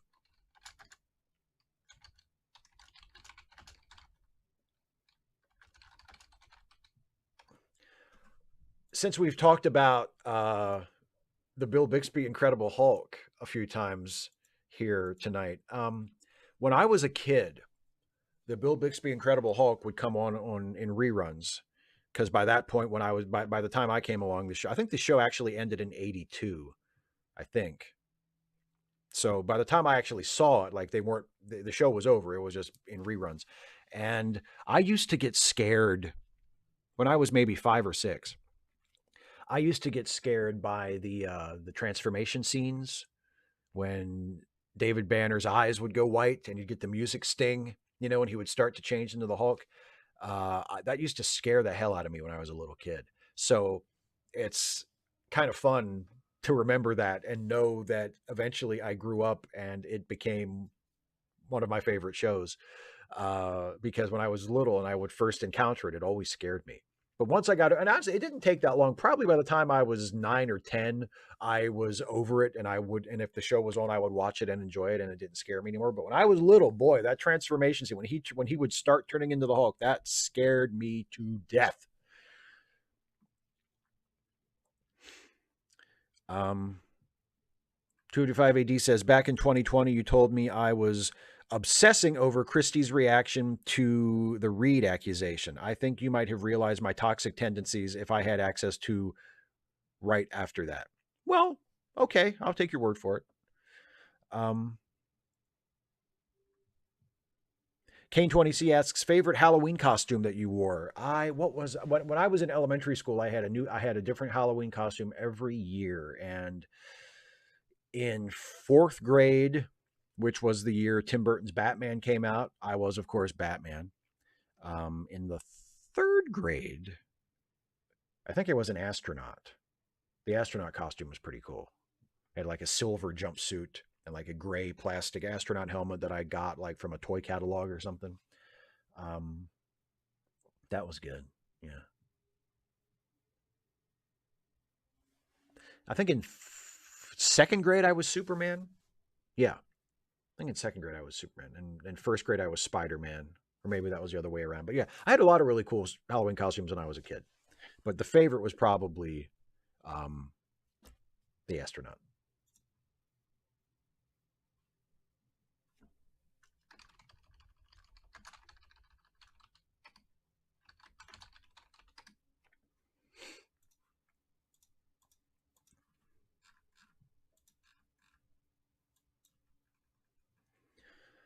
Boo, boo, boo. Super chat from Kirok 2011 says the Incredible Hulk, the first 1 and 2 scared me. Also did the intro of Tales from the Dark Side. Yeah. That never scared me, but I can totally see why that would be scary. Yeah, because that was a show that was on when I was a little kid too, and it was always on like weekends late at night because that was a syndicated show. So they would always show it like really late at night on like Friday night or Saturday night. So that's when I would watch it. And yeah, some of those episodes, when especially when you're like a 6, 7-year-old kid and you're laying in bed watching the TV, and your TV is the only light in the room, and like everybody else is asleep, and you're staying up late because it's not a school night and watching TV, and it's Tales from the Dark Side, and um, man lives in a sunlit world that he believes to be reality, but there is, unseen by most, an underworld, a place that is just as real, but not as brightly lit. A dark side. Dung. Yeah. Yeah, I totally can see how that would be some scary fucking shit. Yeah, for sure. Kane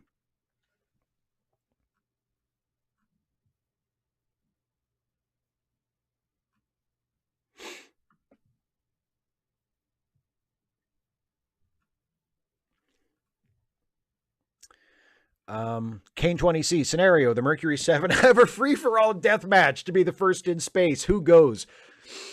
I think it's still Alan Shepard. I think Alan Shepard fucks him up. I mean, I wouldn't want to look. Glenn was a badass. Grissom was a badass. They were all badasses. I think I would still go with Shepard. I think Shepard would come out on top and would be the first one. Absolutely.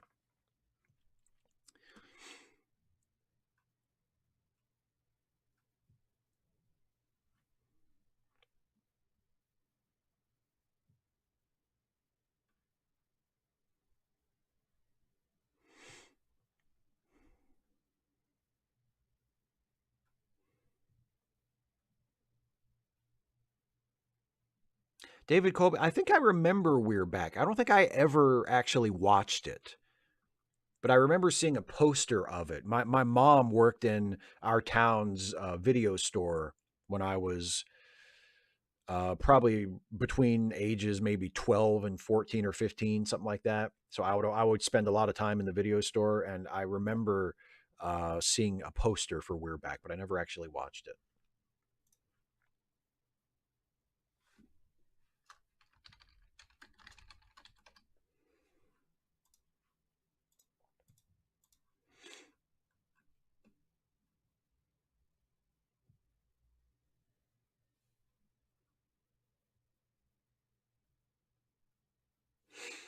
Yeah, 25580, I guess that makes sense. I don't have to deal with you when you're not on your best behavior. I don't have like a Discord or something where people are there all the time. James Hester says, in today's society, everything is political. What we watch, listen to, eat, where we go to school, our health status, where we live. Everybody is offended. This generation would have lost World War II. Something tells me that before World War II started, there were people who were from the World War I generation who thought the same thing. I really don't think. I think the individual problems are different. I think society itself evolves and changes, and the things that challenge our society today are not the same things that challenged society 70, 80, 90 years ago. But I think that attitude of, oh, young people today, they're not as hard as we were or our grandparents were. They couldn't stand up to the challenges the way that young people today, go through more bullshit and have more challenges to overcome and more anxiety to deal with about how shitty the world is becoming and what it's going to be like for them and their kids and their kids' kids than my generation had to deal with when we were growing up, than my parents' generation had to deal with when they were growing up. So no, I don't buy the premise that this generation wouldn't have won World War II. I think this generation would be just as likely to rise to a challenge like that as the previous generation was. And if anything, the younger people in the generation, the younger people who are alive today would like to do more to meet the big challenges that we face in our society, like global warming or climate change, generally speaking, and economic disparity, income inequality, and institutionalized police brutality, and need for reform in the criminal justice system, and institutionalized racism and misogyny and LGBTQ bigotry and all those sorts of things. Generally speaking, younger people are more progressive on those issues and want to do more to fix them and to attack them and take on those challenges. And it's older people who are getting in the way and holding them back.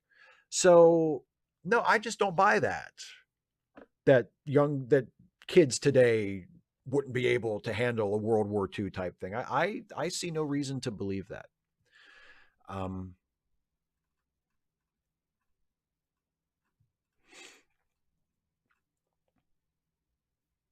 Nick Jeffrey with a super chat says, I was never much scared by TV and film, but reading King's It, while I loved it, spooked me.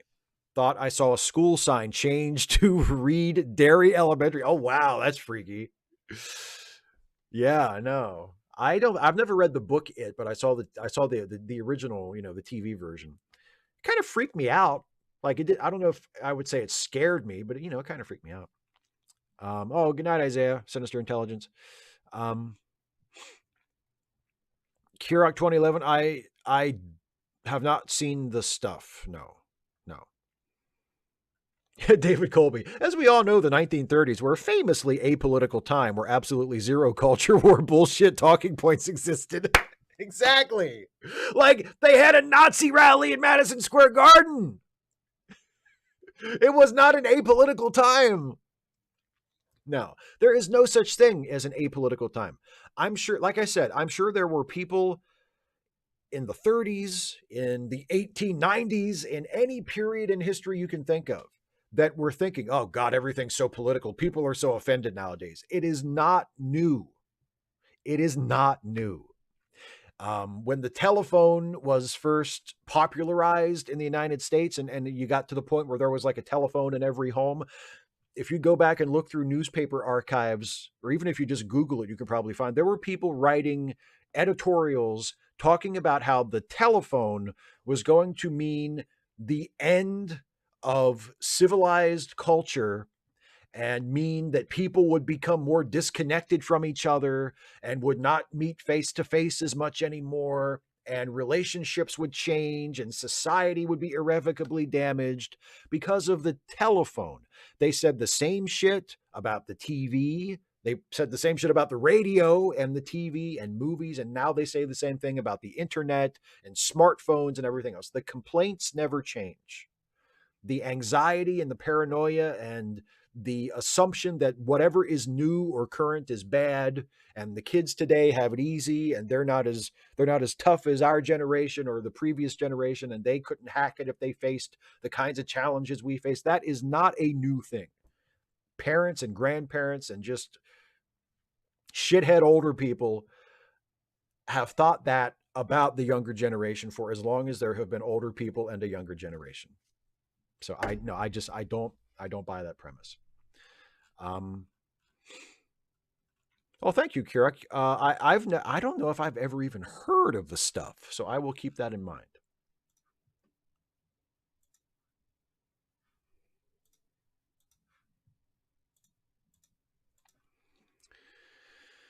Cast Iron Chaos. They tried to ban the printing press. Yeah, absolutely.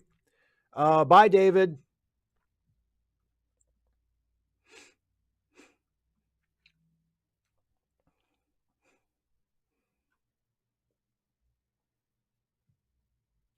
Yeah, David C. Drake, why is getting offended a character flaw? And also, why is it like a new thing? Like when you were if like I remember people being offended. I remember people being offended by things and people complaining about how people are always offended by things when I was a kid, when I was a preteen, when I was a teenager. And I'm old enough now that we're going back 30 years, right? So I can say it has at least been around for multiple generations within my lifetime. And I'm sure it was not a new thing when I was a kid either, you know? So yeah, it's no, like I said, I do not go for that.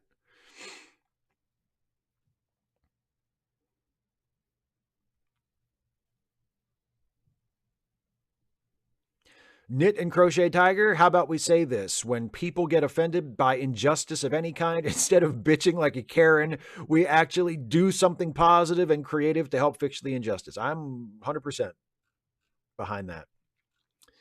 Um, oh, Kirok 2011, thank you once again. Thank you for all the super chats tonight. I really appreciate that. And thank you for the questions and for taking part in the conversation. And yeah, you have a good night, my friend. Thanks for stopping by.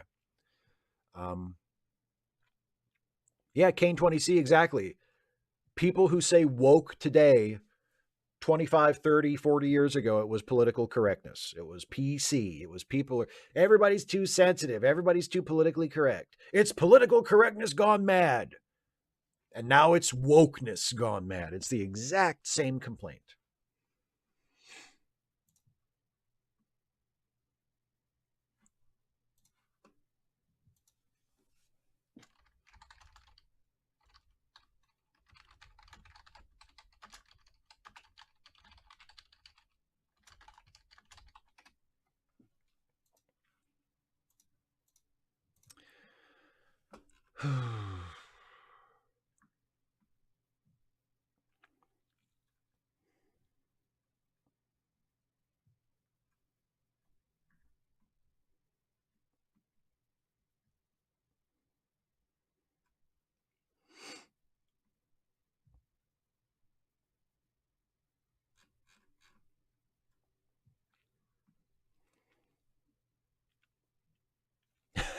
Michael Handeline says, the people I see complaining about people being offended also seem to be the people getting offended more than anyone else over the most trivial bullshit. I know, right?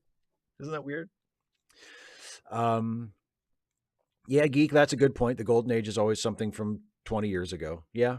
That seems it's whatever, it's however things were when you were a kid, whenever that was. Things were always better when you were a kid because you remember things from a child's perspective. And if you had, and you know, if you had a good childhood or if the world seemed to be a good place from your perspective as a kid, then that kind of imprints on you. And that's just what you remember. And sometimes people aren't thoughtful enough to realize that just because that's the way they remember, like they're only remembering their impression of it, not how it actually was, you know? Um, Kane 20C, what's my favorite scary movie? I really like George Romero's original Dawn of the Dead. I really like the original Night of the Living Dead. I like Romero's first zombie movies. Um, I really like the original Halloween. I really like Horror of Dracula, the original sort of Hammer horror movies, A Horror of Dracula, Curse of Frankenstein, Curse of the Werewolf, um, Dracula, Prince of Darkness. And of course, I mean, the Universals are all great too. I mean, you know, The Invisible Man and Frankenstein and Bride of Frankenstein. The Mummy is underrated and very good, I think. So yeah, I I mean, if we're going strictly in terms of like scary, like how scared they made me when I saw them, you know what? Seeing the Blair Witch Project for the first time in the theater actually scared me. Like I left the theater with like a it felt like I had a cannonball in my stomach. Like that, the emotional experience of seeing the original Blair Witch Project in the theater for the first time was like visceral. Like it really, really left me feeling unsettled, you know? So in terms of just like feeling scared or feeling like affected by it, then probably that. But just in terms of like horror movies that I've enjoyed, like, yeah, all those other ones I mentioned. Um, Cast Iron Chaos with the super chat. Thank you very much. Says, when the GOP blames trans and woke, they're actually saying homosexual. It's actually fear of those awful gays. Yeah, yeah, yeah, pretty much. And by extension, fear or hatred of just people who are different or people that they don't understand and feel threatened by, you know.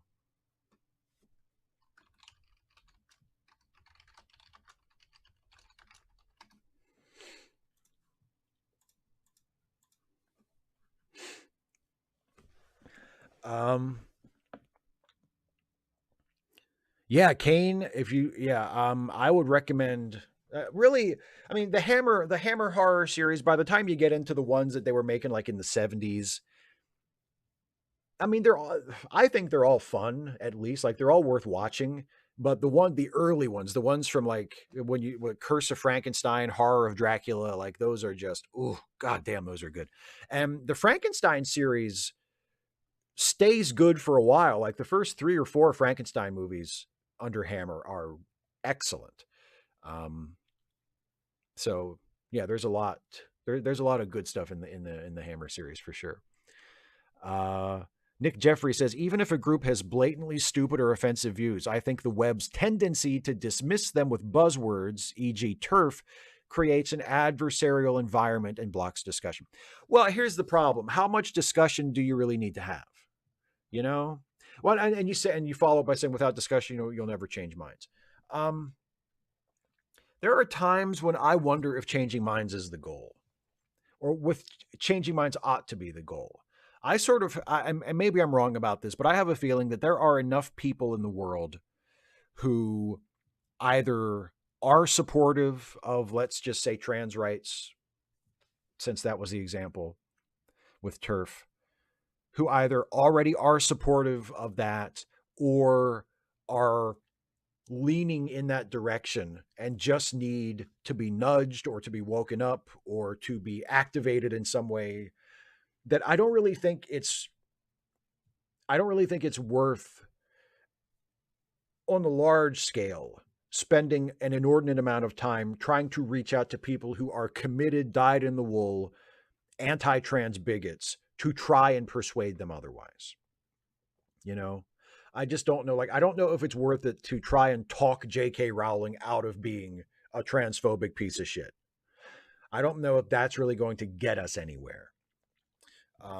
If you want to try it, I think that's great, but I don't think our discourse around these issues should be framed with the idea of talking the bigots out of being bigots in mind. I don't think that's the most productive way to do it.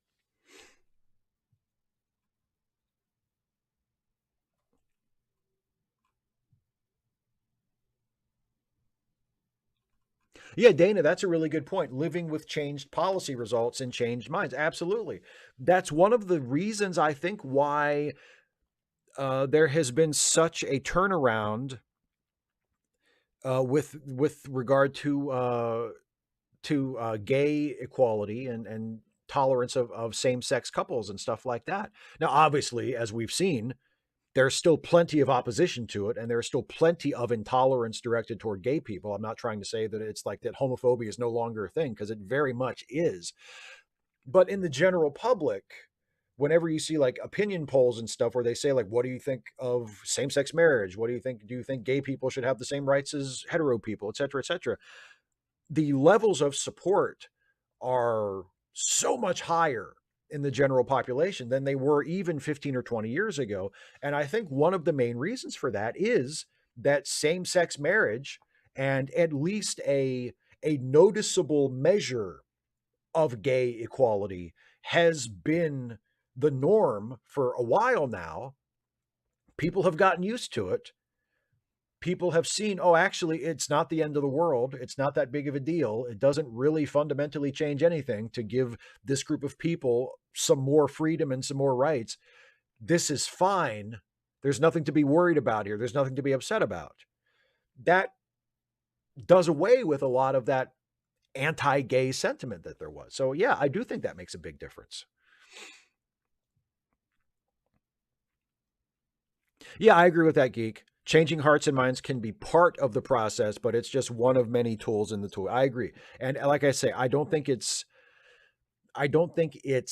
smart strategically or correct morally to orient the entire operation toward, well, we have to reach out to the people who are against it. You know, we have to change the minds of the intolerant. I don't think that's the should be the main focus of our energies, you know.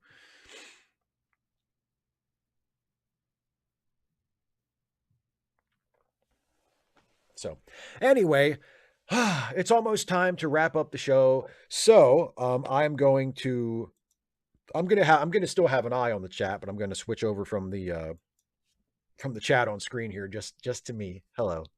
And I'm going to start wrapping up. I want to remind everybody, first of all, don't forget the charity links, charitylinks.page, linked in the description, that are maintained by our pal, Some Random Geek. If you have some spare change and you want to help out some friends of ours who need a helping hand, who are in some financial distress, you can go to that page and see links to GoFundMe's and crowdfunding sites and such for people who need some a helping hand.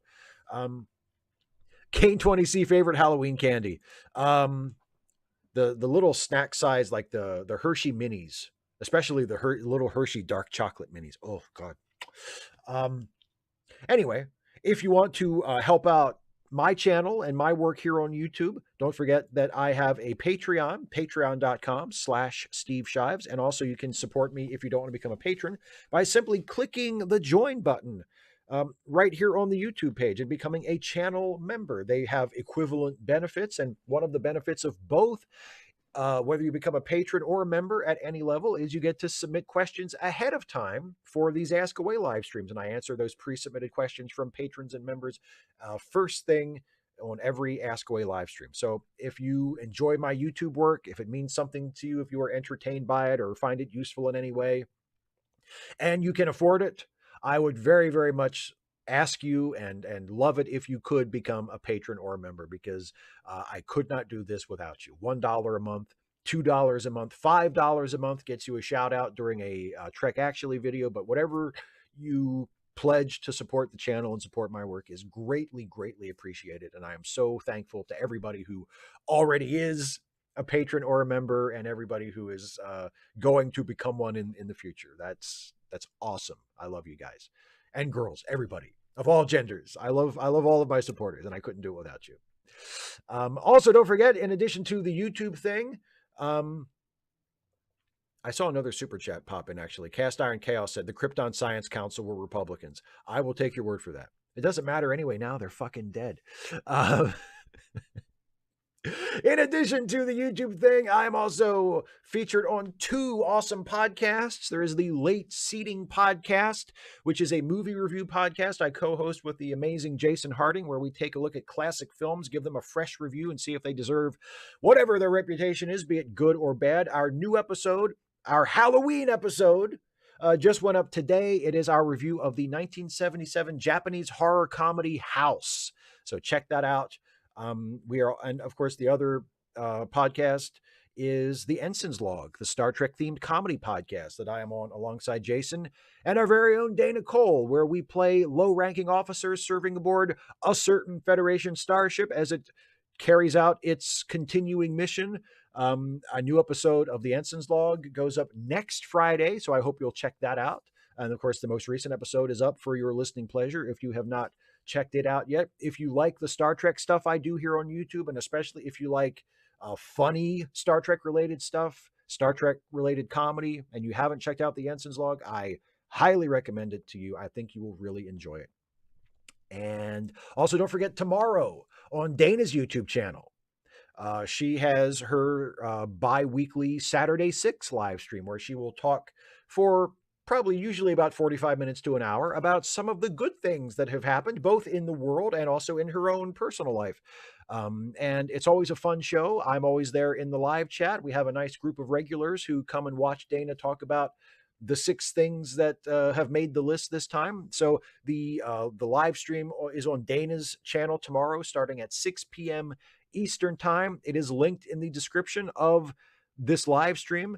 So if you want to go there and set a reminder so you don't miss it, it's also on Dana's YouTube channel on her page if you want to find it there. But it's tomorrow at 6 p.m. Eastern, the Saturday 6. So I hope I see some of you in the live chat as we watch Dana's show tomorrow. That's it, everybody. I want to say thank you once again for joining me. Thank you for the awesome questions and discussions. Thank you for the patron and member support for those of you who are those things. And have a good night. Have a good weekend. I'll see you around. Take care, everybody.